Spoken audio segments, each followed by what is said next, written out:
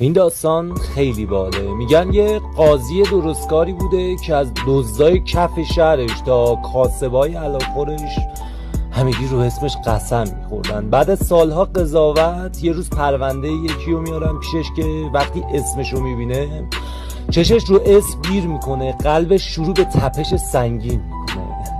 این اسم همون کسی بود که پشت هر خاطره جوونیش بوده، رفیق تورگیش بود.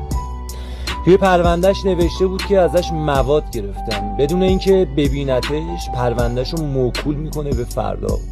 تموم اون شب رو بیدار میمونه، یه طرف ترازوی عدالت رو نگاه میکرده، یه طرف رفاقتش رو.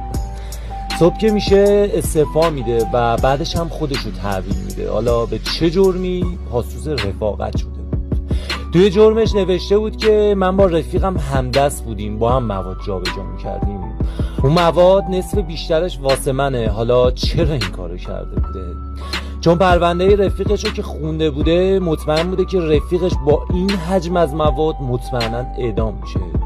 واسه همین تصمیم گرفته بوده جرم رفیقش رو به جون بخره تا جون دادنش رو نبینه. نه، گاهی اوقات عدالت هم کم میاره جلو رفاقت. اون روز یه قاضی مرد تا رفیق زنده بود. سلامتی اون قاضی که وقتی دید مجرم به رفیقشه حکم نداد، استعفا داد.